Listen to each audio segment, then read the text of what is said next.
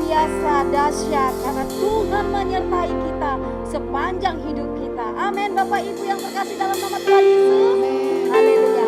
Mari kita siapkan hati kita untuk kita boleh bersekutu dengan Tuhan. Sebab Tuhan Allah yang kita sembah adalah Allah yang ajaib, Allah yang dahsyat. Dia mampu melakukan segala perkara-perkara yang besar. Mari kita bersatu dalam doa. Ya Aba, ya Bapa Tuhan Allah kami yang kami sembah dalam roh dan kebenaran. Kami bersyukur Tuhan untuk hari ini. Tuhan memampukan kami untuk kami boleh menyembah Engkau, melayani Engkau Tuhan. Dan dengan segenap hati kami dan dengan segenap jiwa kami Tuhan, kami terus mengabdi kepadamu Tuhan. Berkuasa dan berotoritaslah Engkau Tuhan dalam ibadah kami ini Tuhan. Pimpin ibadah ini Tuhan. Semua ini adalah milik-Mu Tuhan. Semua kami diberkati ya Tuhan Yesus. Tidak ada yang Kau lewati Tuhan. Semuanya Tuhan Engkau berkati. Terima kasih Tuhan Yesus. Terima kasih Bapa, lawatan-Mu terjadi atas hidup kami, atas keluarga kami dan pelayanan kami. Kami bersyukur Tuhan. Kami naikkan ucapan syukur kami kepada-Mu Tuhan. Kami mengangkat suara kami.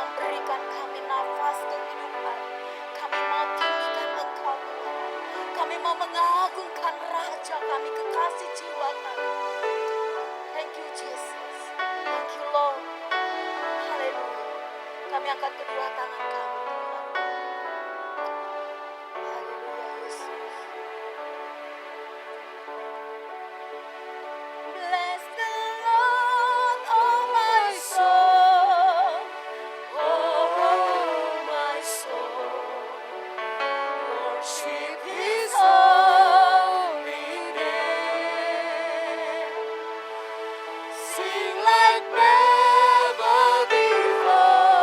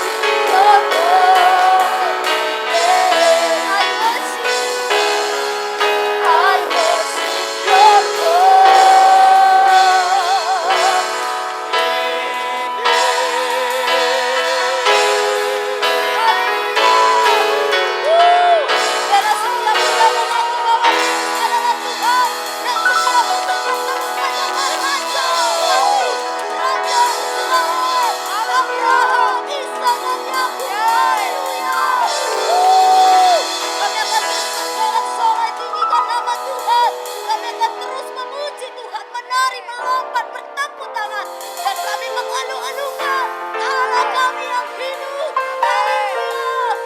Diberkatilah Engkau Tuhan. Terima kasih Tuhan. Di dalam nama Tuhan Yesus kami siap menari-nari dan melompat. Haleluya. Amin. Mari kita bersuka cita. Amin. Haleluya.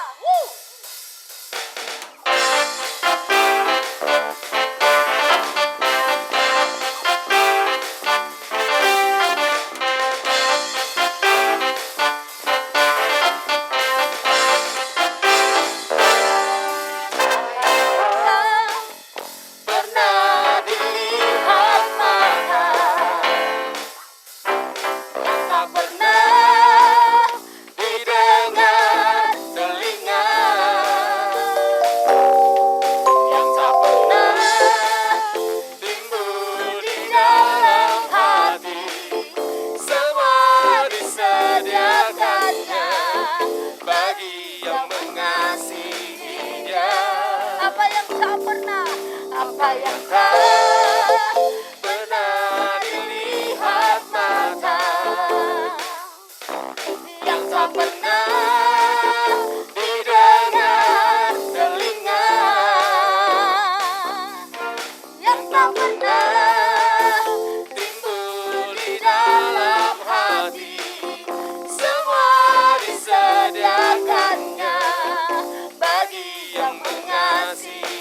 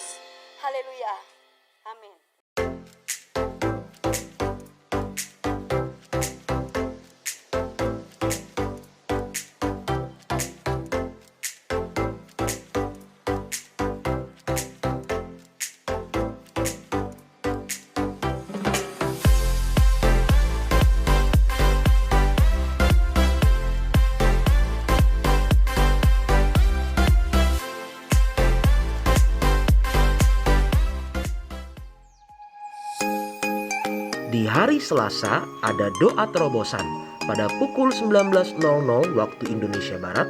Doa ini akan dilaksanakan melalui aplikasi Zoom Meeting dan disiarkan secara langsung melalui YouTube channel GBI My Home Official dan akan dilayani oleh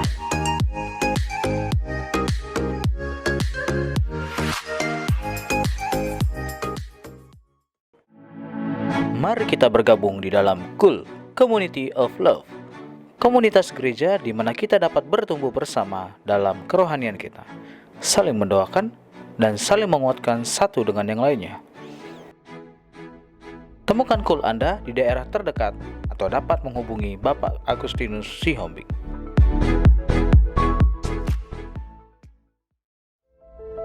Wanita Betel Indonesia, hari Rabu pada tanggal 23 Juni 2021 WBI mengadakan kegiatan olahraga pada pukul 5 sore berkumpul di Tugu Dompa.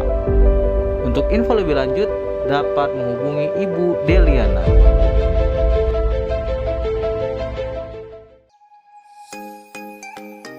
Pada hari Sabtu ada doa puasa jam 10 pagi dan doa ini dilaksanakan melalui aplikasi Zoom Meeting serta disiarkan secara langsung melalui YouTube channel GBI My Home Official. Doa ini akan dilayani oleh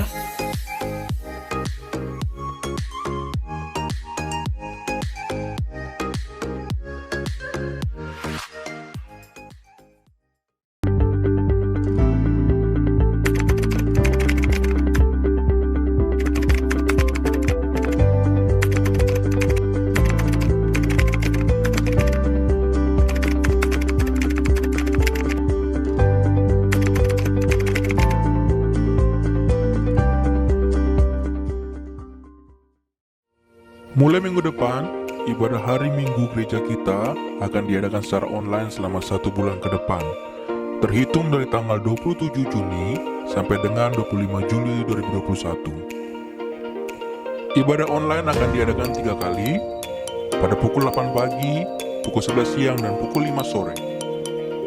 Semua ibadah akan disiarkan langsung di YouTube channel GBI My Home Official. Gereja akan mengadakan Komseri 100 Pencari Tuhan, diadakan online via Zoom Meeting. Akan dimulai pada bulan Juli 2021 setiap hari Senin, Rabu, dan Jumat pukul 19.00 sampai 20.00 waktu Indonesia Barat. Pendaftaran dapat menghubungi Bapak Pendeta Baskoni Ginting dengan nomor 081275690008 atau melihat link yang tertera pada kolom deskripsi di bawah. Setiap siswa akan mendapatkan buku e-book KOM 100. Mari bagi Bapak Ibu Saudara segera mendaftar dan bersama-sama belajar dan mengikuti kelas ini.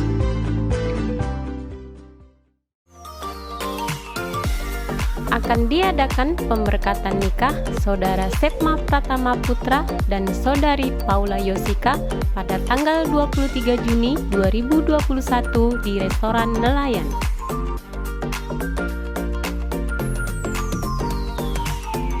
Akan diadakan pemberkatan nikah Saudara Nelson Lumban Raja dan Saudari Pesta Rohanita Tobing pada tanggal 20 Juli 2021 di GBI My Home Rawasari. Bagi Bapak Ibu, jika keberatan dengan pemberkatan pernikahan ini, dapat menghubungi sekretariat.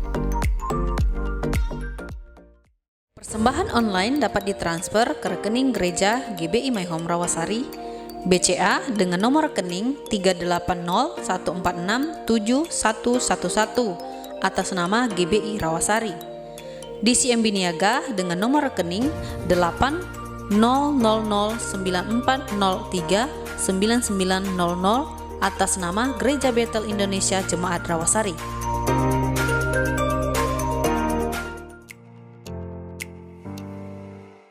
Mari kita bersatu dalam doa. Segala pujian dan syukur kami naikkan di hadapan-Mu ya Tuhan Yesus. Buat setiap pertolongan Tuhan hari demi hari yang kami boleh lalui ya Tuhan Yesus. Terima kasih ya Bapa, bahkan sampai keberadaan kami hari ini. Itu semua karena anugerah Tuhan, karena kasih Tuhan. Terima kasih ya Tuhan. Saat ini kami mau berdoa buat setiap pemimpin-pemimpin rohani kami ya Tuhan. Kami mau berdoa buat hamba-Mu Pak Niko yang ada di Jakarta beserta keempat wakilnya. Kami juga mau berdoa buat hamba-Mu Pak Johan yang ada di Singapura ya Tuhan. Terima kasih ya Tuhan Yesus buat setiap para hamba-hamba-Mu ini yang terus berjaga-jaga atas hidup kami ya Tuhan. Engkau berikan mereka kesehatan, Engkau berikan mereka kekuatan yang baru ya Tuhan, supaya mereka boleh mampu ya Tuhan Yesus melakukan amanat agung Tuhan yang Tuhan telah berikan atas hidup mereka. Tuhan, kami juga berdoa buat hamba-Mu Pak Irwan ya Tuhan Yesus, sebagai gembala sidang kami di GBI My Home, beserta wakilnya Pak Anen ya Tuhan. Engkau terus memberikan mereka kesehatan, kekuatan yang baru ya Tuhan Yesus, dan kemanapun hamba-hamba-Mu ini boleh melayani ya Tuhan. Biarlah ya Tuhan Yesus, banyak orang yang mengenal Tuhan, banyak orang yang bertobat ya Tuhan, boleh mengikuti Tuhan Yesus. Tuhan, Engkau juga memberkati keluarga besar mereka, Engkau memberkati istri dan anak-anak mereka ya Tuhan. Biarlah mereka boleh menjadi keluarga teladan buat jemaat-jemaat yang telah mereka gembalakan ya Tuhan Yesus. Terima kasih ya Bapa, terima kasih ya Roh Kudus. Kami juga berdoa ya Tuhan buat kota kami, kota Tanjung Pinang ya Tuhan Yesus. Kota di mana kami boleh tinggal ya Tuhan, di mana kami boleh bekerja, di mana kami boleh melayani Tuhan ya Tuhan.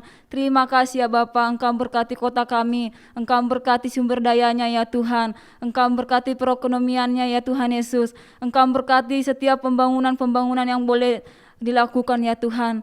Kami juga berdoa buat pemimpin yang ada di kota kami ya Tuhan. Ibu Rahma sebagai wali kota di tempat ini ya Tuhan Yesus. Engkau berikan mereka kesehatan, kekuatan ya Tuhan. Biarlah mereka boleh takut akan Tuhan menjalankan pekerjaan mereka ya Tuhan Yesus. Terima kasih ya Bapa, terima kasih ya Roh Kudus. Kami juga mau berdoa buat bangsa kami ya Tuhan, bangsa Indonesia, bangsa yang kami kasihi, bangsa yang besar dan bangsa yang kaya ya Tuhan. Engkau juga memberkati bangsa kami, Engkau memberkati perekonomiannya ya Tuhan Yesus, Engkau juga memberkati sumber dayanya ya Tuhan, Engkau juga memberkati setiap pemimpin-pemimpin di bangsa kami, pemimpin yang Tuhan telah percayakan ya Tuhan. Biarlah mereka boleh memimpin bangsa kami ini menjadi bangsa yang lebih besar lagi ya Tuhan. Biarlah mereka dalam melaksanakan pekerjaan mereka, biar ada Tuhan di dalam hidup mereka ya Tuhan Yesus. Terima kasih ya Bapa, terima kasih ya Roh Kudus. Kami juga berdoa buat setiap anak-anak Tuhan, Polri, TNI ya Tuhan Yesus, yang telah mendedikasikan hidup mereka untuk membela bangsa ini ya Tuhan. Engkau berikan mereka kesehatan, kekuatan ya Tuhan, supaya mereka boleh berjaga-jaga untuk membela bangsa kami. Terima kasih ya Bapa, terima kasih. Demikian juga buat hari ini ya Tuhan, buat anak-anak Tuhan yang telah melayani Tuhan. Engkau berikan kami kesehatan, kekuatan terus ya Tuhan Yesus, supaya kami boleh melayani Tuhan lebih lagi, supaya kami boleh menjadi berkat buat orang-orang ya Tuhan Yesus. Terima kasih ya Bapa. Dan kami juga mau berdoa buat setiap anak-anak Tuhan, buat setiap jemaat-jemaat Tuhan yang ada di rumah-rumah yang menyaksikan ibadah ini ya Tuhan Yesus. Engkau berikan mereka kesehatan, kekuatan ya Bapa. Jika anak-anak Tuhan ada dalam keadaan lemah, dalam sakit penyakit ya Tuhan, biarlah ya Tuhan setiap obat yang mereka makan boleh perpanjangan tangan Tuhan untuk menyembuhkan mereka. Dan kami yakin dan percaya ya Tuhan, Tuhanlah dokter di atas segala dokter yang selalu memberikan mereka kesehatan. Karena kami tahu ya Bapa, mujizat masih ada ya Tuhan Yesus. Tuhan, Engkau juga memberkati keluarga demi keluarga ya Tuhan, keluarga yang saling mengasihi. Bahkan Engkau memberkati anak-anak mereka ya Tuhan dalam proses belajar. Engkau terus berikan mereka kesehatan, kekuatan, bahkan kepintaran ya Tuhan. Bahkan mereka boleh menjadi anak-anak yang bijaksana, anak-anak yang menghormati orang tua. Terima kasih ya Bapa, terima kasih ya Roh Kudus.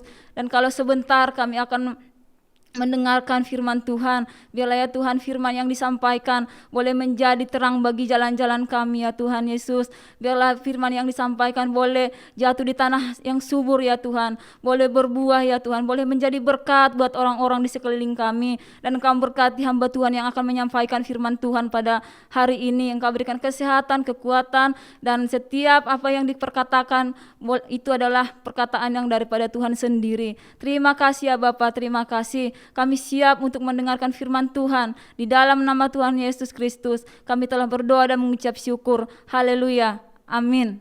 Baik Bapak Ibu yang terkasih dalam nama Tuhan Yesus Kristus, kita akan mendengarkan kebenaran firman Tuhan. Saya percaya bahwa firman Tuhan itu adalah pelita bagi kaki kita dan terang bagi jalan kita. Kita siapkan hati kita untuk kita terus mendengarkan firman Tuhan dan menjadi pelaku firman Tuhan.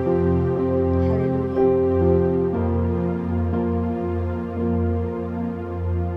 Tak terbatas kuasa-Mu, Tuhan. Semua dapat Kau lakukan. Apa yang kelihatan mustahil bagiku, itu sangat mungkin bagimu. Tak terbatas kuasa.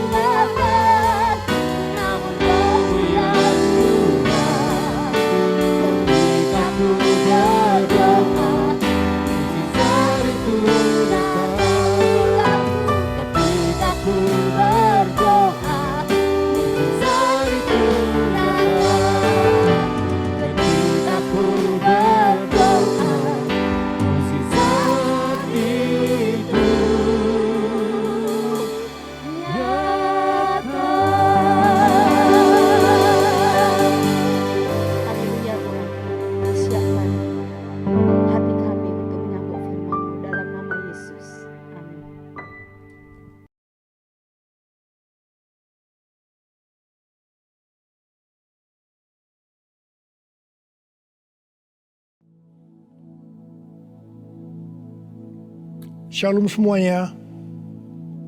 Pada waktu Tuhan Yesus ditanya oleh murid-muridnya tentang tanda kedatangannya kembali dan tanda kesudahan dunia ini, Tuhan Yesus menjawab dalam Lukas 21 ayat 11 bahwa salah satunya adalah penyakit sampar. Sampar dapat diartikan sebagai pandemi. Jadi COVID-19 ini adalah salah satu tanda dari kedatangan Tuhan Yesus kembali dan tanda kesudahan dunia ini. Selain itu, Tuhan Yesus menjawab dari Matius 24 ayat 14 yang berkata, Dan Injil kerajaan ini akan diberitakan di seluruh dunia, menjadi kesaksian bagi semua bangsa. Sesudah itu barulah tiba kesudahannya. Tuhan Yesus pasti datang kembali.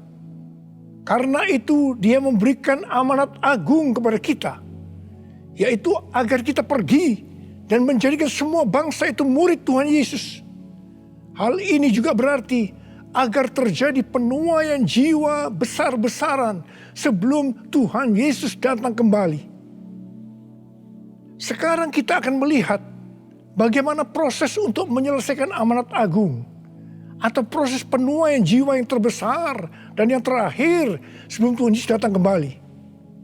Untuk menyelesaikan amanat agung tidak bisa dengan kekuatan sendiri.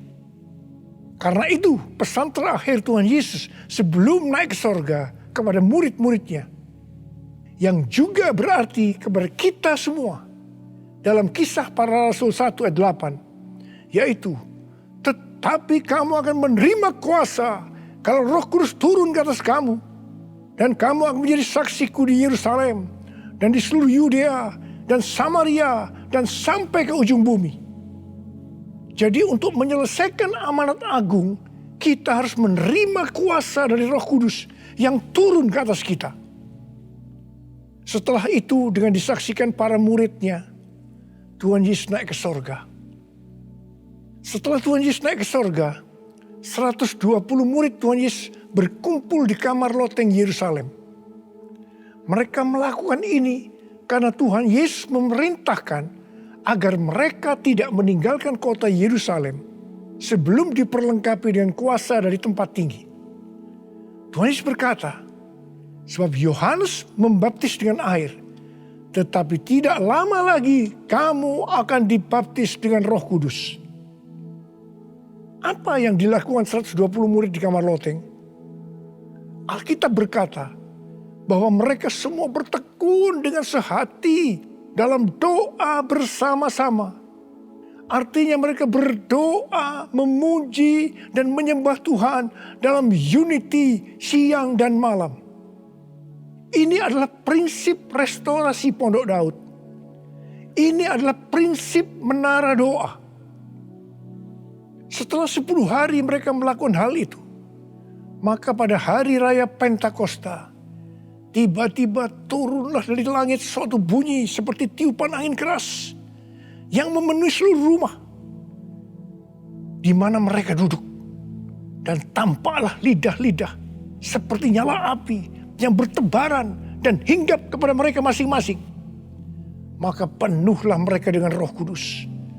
Lalu mereka mulai berkata-kata dalam bahasa-bahasa lain, seperti yang diberikan oleh Roh itu kepada mereka untuk mengatakannya. Itu adalah bahasa roh. Jadi tanda awal orang yang dibaptis dengan Roh Kudus adalah mereka akan berbahasa roh. Apa yang terjadi setelah murid-murid Tuhan Yesus dipenuhi dengan Roh Kudus? Hal yang pertama, Petrus berkhotbah sekitar 5 menit. Dan kira-kira 3.000 orang bertobat dan dibaptis. Petrus berkhotbah dengan kuasa Roh Kudus. Pada zaman itu, populasi penduduk dunia sekitar 255 juta orang. Sekarang penduduk dunia sekitar 7,8 miliar. Jadi 3.000 orang yang bertobat dan dibaptis pada waktu itu setara dengan sekitar 91.000 orang pada saat ini. Saya percaya hal ini juga bisa terjadi seperti pada waktu itu. Hal yang kedua, setelah murid-murid Tuhan Yesus dipenuhi dengan Roh Kudus, mereka dipakai untuk menyatakan tanda-tanda dan mujizat, sehingga banyak orang yang bertobat. Petrus dan Yohanes menyembuhkan orang lumpuh sejak lahir. Bayangan Petrus bisa menyembuhkan orang sakit. Sapu tangan atau kain yang pernah dipakai Paulus, jika diletakkan pada orang sakit atau yang dirasuk setan, maka orang itu akan sembuh. Dalam Markus 16 ayat 15 sampai dengan 18, Tuhan Yesus berkata bahwa kalau kita pergi untuk memberitakan Injil, maka tanda-tanda dan mujizat akan menyertai kita. Sejak tahun 2006, saya diperintahkan oleh Tuhan untuk mengadakan kebaktian kesembuhan ilahi. Selama 13 tahun, saya sudah mengadakan 318 kali kebaktian kesembuhan ilahi. Setiap kali saya berkhotbah, pasti saya memberitakan Injil.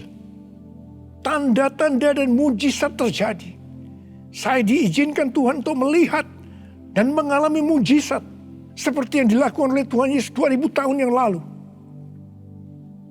Hal yang ketiga, setelah murid-murid Tuhan Yesus dipenuhi dengan Roh Kudus, maka cara hidup mereka berubah. Sehingga banyak orang bertobat.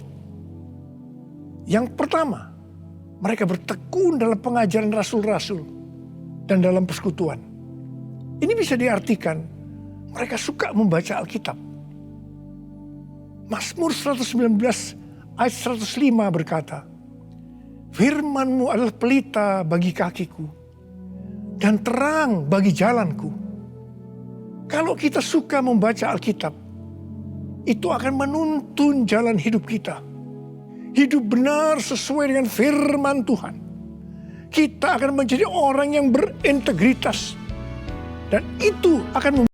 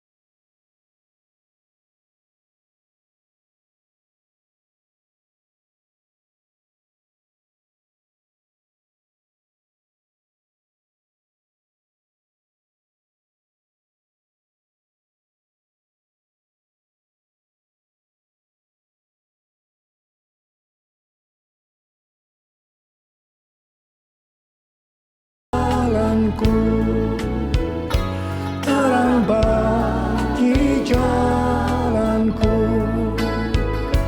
terang bagi jalanku.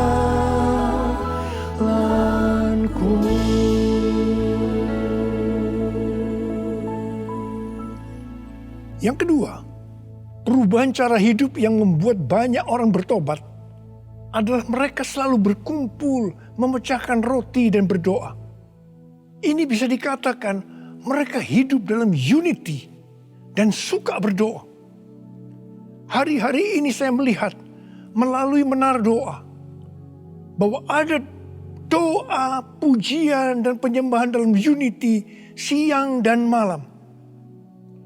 Saya melihat melalui Third Pentecost Azusa Street Prayer Tower, ada doa yang bertalu-talu untuk pencurahan Roh Kudus yang dahsyat melalui Pentakosta ketiga.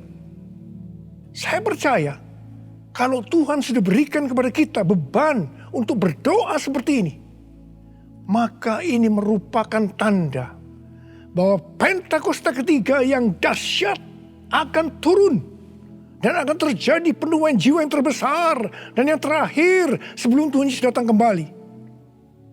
Saya juga percaya Pentakosta ketiga akan membangkitkan generasi Yeremia, yaitu anak-anak muda yang dipenuhi Roh Kudus, cinta mati-matian kepada Tuhan Yesus, tidak kompromi terhadap dosa, dan akan memenangkan banyak jiwa. Yang ketiga, perubahan cara hidup jemaat yang membuat banyak orang bertobat, yaitu karena mereka suka memberi, sehingga tidak ada yang berkekurangan. Dalam kondisi krisis ekonomi akibat pandemi hari-hari ini, justru Tuhan menghendaki agar kita suka memberi. Alkitab berkata, adalah lebih berbahagia memberi daripada menerima. Lukas 6 ayat 38 berkata, "Berilah dan kamu akan diberi suatu takaran yang baik, yang dipadatkan, yang digoncang, dan yang tumpah keluar akan dicurahkan ke dalam ribaanmu. Sebab ukuran yang kamu pakai untuk mengukur akan diukurkan kepadamu. Saudara, kita akan memberikan dengan ukuran ini. Katakan kita akan memberikan beras. Kita isi ini dengan beras. Setelah penuh, kita tekan. Digoncang-goncang. Permukaannya turun enggak? Turun. Tambah lagi berasnya. Tekan lagi. Digoncang-goncang. Masih turun, tambahi lagi beras. Goncang-goncang, ditekan. Kalau sudah tidak turun lagi, masih ditambah ini. Tambah sampai tumpah-tumpah keluar. Dan itulah yang akan dicurahkan ke dalam ribaanmu. Saudaraku yang kasih Tuhan, ini berarti kalau kita memberikan dengan ukuran ini, Tuhan akan memberikan kepada kita mungkin 100 kali lipat dari ini. Katakan amin. Haleluya. Aku percaya berkat-Mu atasku melimpah. Kebajikan, kemurahan selalu mengikutiku. Ku puji, ku sembah Kau Tuhan. Ku puji, ku sembah Kau Tuhan. Ku puji, ku sembah Kau Yesus. Yang keempat, perubahan cara hidup jemaat yang membuat banyak orang bertobat, yaitu mereka selalu bergembira dengan tulus hati sambil memuji Allah. Hidup dengan tulus hati artinya hidup sebagai orang yang berintegritas. Jadi perubahan-perubahan yang terjadi dalam cara hidup jemaat yang membuat banyak orang bertobat adalah mereka suka membaca Alkitab. Mereka suka berdoa. Mereka hidup dalam unity. Mereka suka memberi. Mereka suka memuji Allah dan bergembira. Tulus hati atau hidup berintegritas. Dikatakan bahwa mereka disukai semua orang.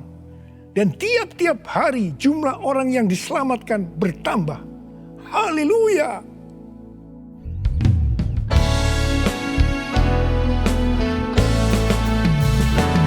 Sembah Kau Tuhan, ku mengangkat tanganku.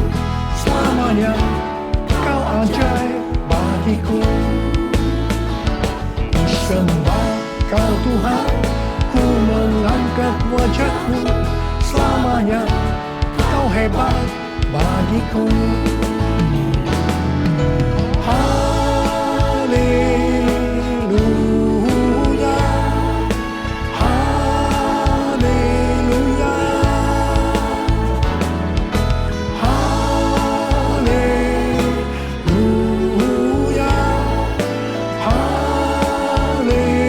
Haleluya,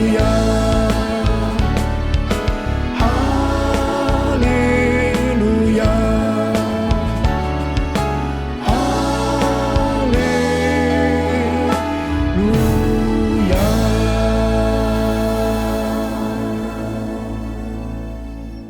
Saya percaya mereka menganggap bahwa pola penuaian jiwa hanya seperti itu. Mereka sebagai orang-orang percaya hidup dalam zona nyaman. Mereka biasa berkumpul dalam unity sambil membaca Alkitab, berdoa, dan memuji Tuhan dengan sukacita. Tidak ada yang berkekurangan. Wow, siapa yang tidak mau menjadi orang percaya? Tetapi ternyata supaya penuaian jiwa bertambah besar, Tuhan izinkan proses berikutnya terjadi, yaitu aniaya menimpa jemaat di Yerusalem. Selain rasul-rasul, maka mereka harus lari meninggalkan Yerusalem. Mereka pergi ke Yudea dan Samaria sambil memberitakan Injil. Jadi kalau tadinya penuaian jiwa hanya terjadi di Yerusalem saja, sekarang menyebar ke seluruh Yudea dan Samaria. Dan pola penuaian jiwa yang seperti ini masih terjadi sampai hari ini. Saya teringat kesaksian yang pernah saya dengar dari Gus Dur. Beliau pernah berkata, orang Kristen itu jangan ditekan-tekan. Sebab kalau ditekan, mereka akan meledak. Justru kalau dibiarkan dalam zona nyaman, mereka tidak akan berkembang.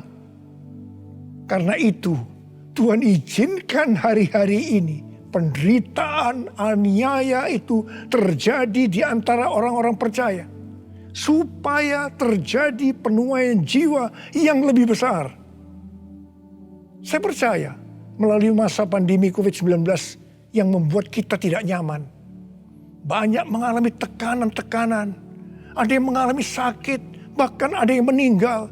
Tetapi justru ini akan mempersiapkan penuaian jiwa yang terbesar dan terakhir dalam era Pentakosta ketiga ini. Sebelum Tuhan Yesus datang kembali. Melalui semuanya ini, mari kita katakan bersama-sama, Tuhan Yesus, Engkau baik, Engkau sungguh baik dan sangat baik. Taruh tangan di dada kita kepada saya. Kepada saya. All my life you have been faithful. All my life you have been so good. With every breath that I am able, I will sing of the goodness of God. All my life you have been faithful. All my life you have been so good. With every breath that I am able, I will sing of the goodness of God. I will sing of the goodness of God. I will sing of the goodness of God.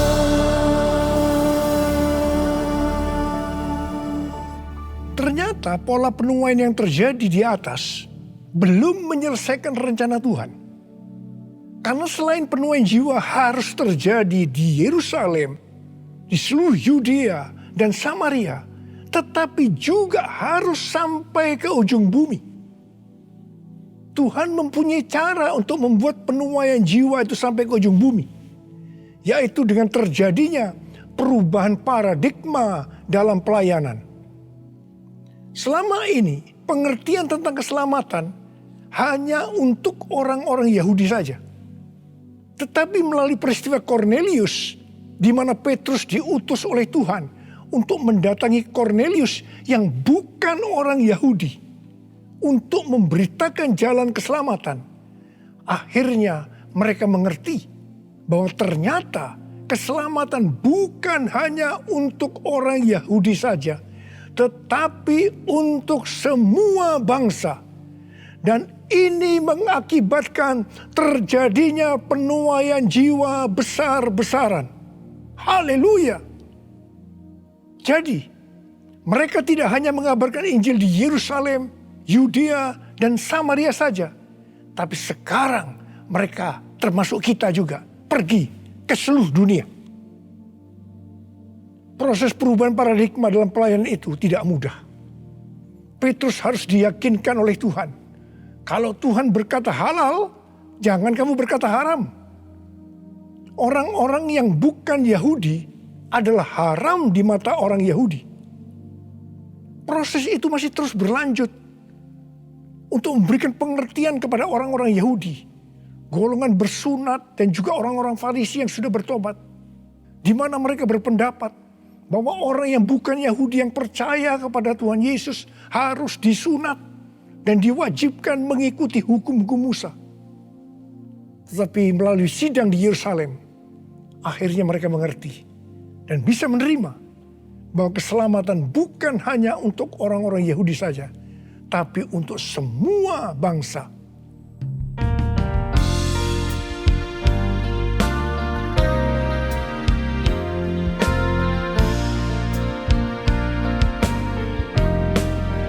Ku mau mengikuti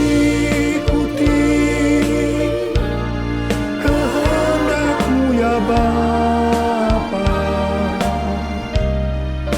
ku mau selalu menyenangkan hatimu. Ku mau selalu menyenangkan hatimu.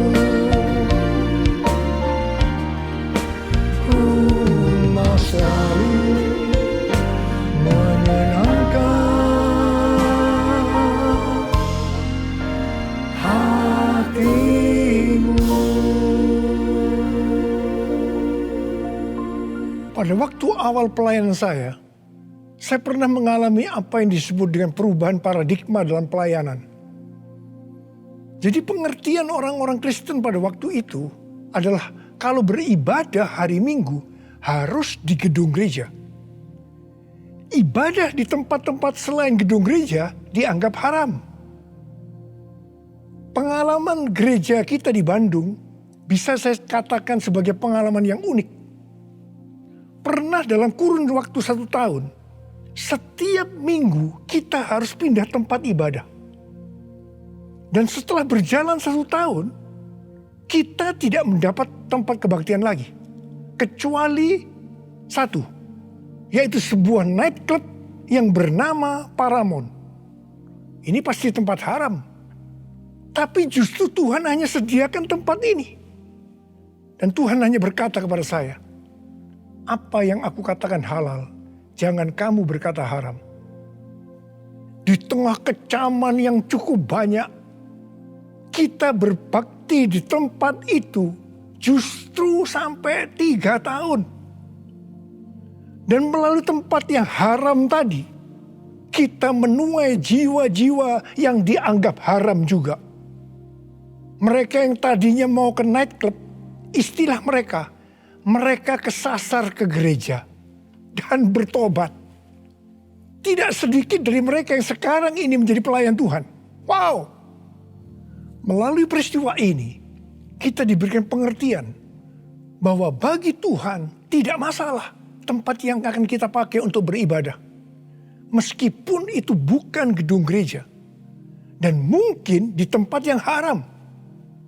Kalau kita tidak peka terhadap kehendak Tuhan, tempat kebaktian untuk jiwa-jiwa yang bertobat pada waktu itu tidak akan mencukupi kalau hanya di gedung gereja saja.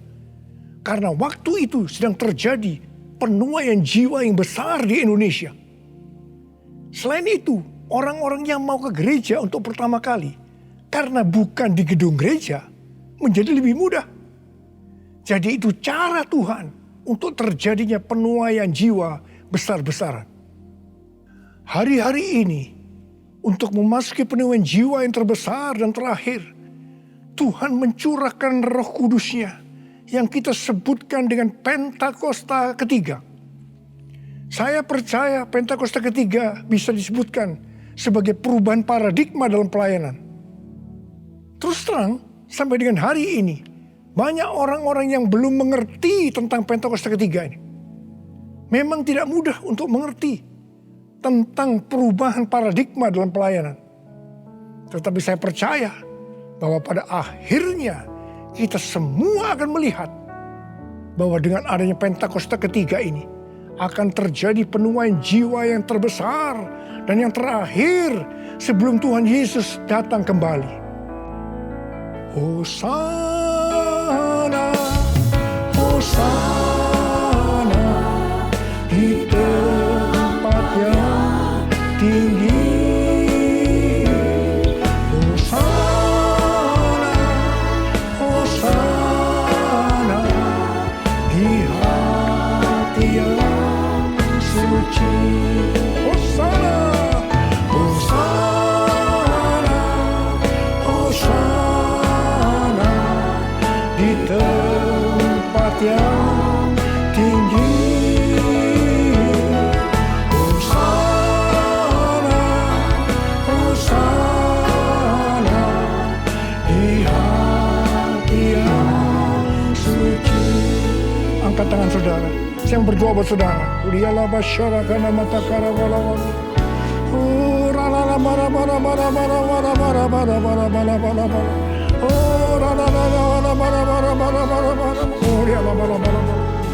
Oh Tuhan, hamba berdoa buat umat-Mu ya Tuhan. Hamba berdoa biarlah mereka boleh mengerti tentang perubahan paradigma hari-hari ini Tuhan melalui Pentakosta ketiga. Bapa, pakai kami semua ya Tuhan menjadi alat-Mu Tuhan, menjadi alat-Mu untuk menyelesaikan amanat agung Tuhan Yesus, untuk menyelesaikan amanat agung Tuhan Yesus, untuk menyelesaikan amanat agung Tuhan Yesus. Tuhan, curahkan pengurapan-Mu saat ini kepada kami. Terima pengurapan Tuhan. Terima.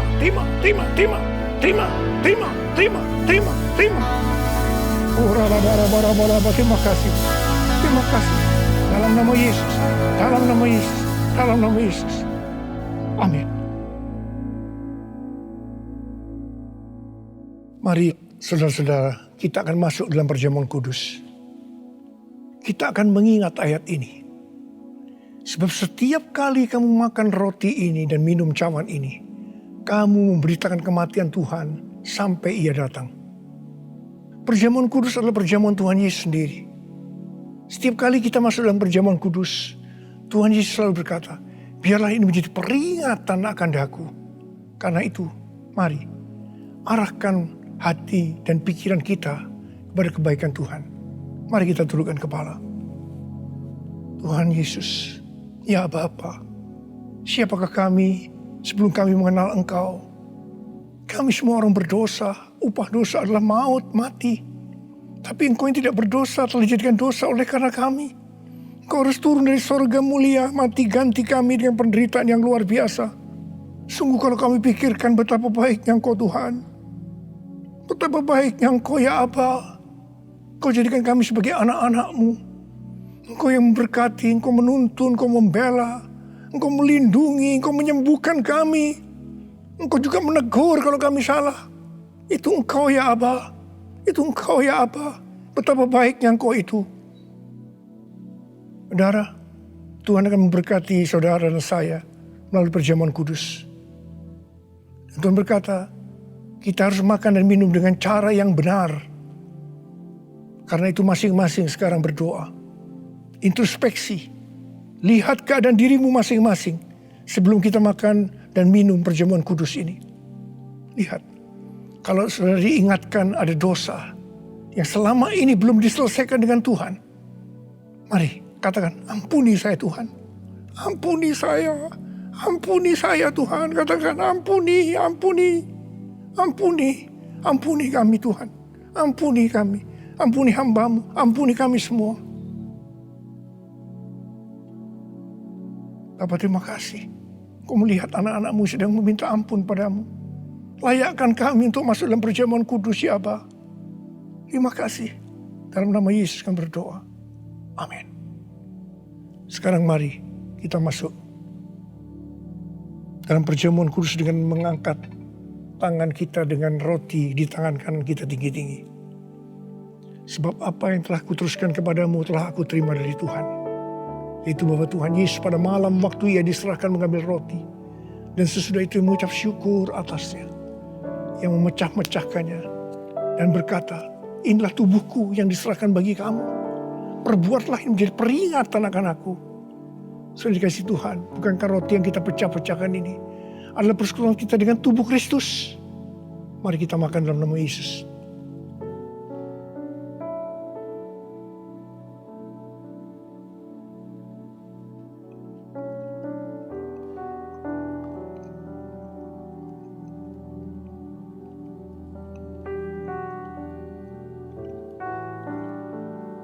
Mari angkat cawan di tangan kanan kita tinggi-tinggi. Demikian juga Ia mengambil cawan sesudah makan lalu berkata, cawan ini adalah perjanjian baru yang dimeteraikan oleh darahku. Perbuatlah ini. Setiap kali kamu meminumnya menjadi peringatan akan aku. Sudah dikasih Tuhan. Bukankah cawan pengucapan syukur. Yang atasnya kita ucapkan syukur adalah persekutuan kita dengan darah Yesus. Mari kita minum dalam nama Yesus.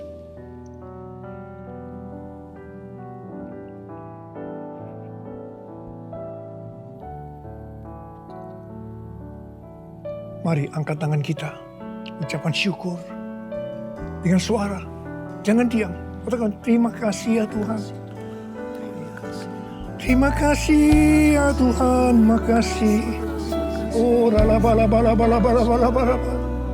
Engkau baik Tuhan. Engkau baik Tuhan. Engkau baik Tuhan. Oh terima kasih.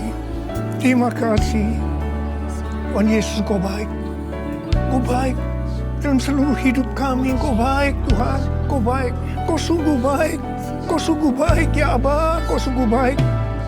Oh, all my life you have been faithful.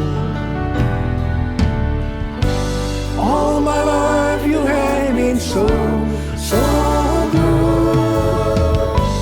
With every breath that I am able, I will sing of the goodness of God. All my life you have been faithful. All my life you have been so good. With every breath that I am able, I will sing of the goodness of God. I will sing of the goodness of God. I will sing of the goodness of God.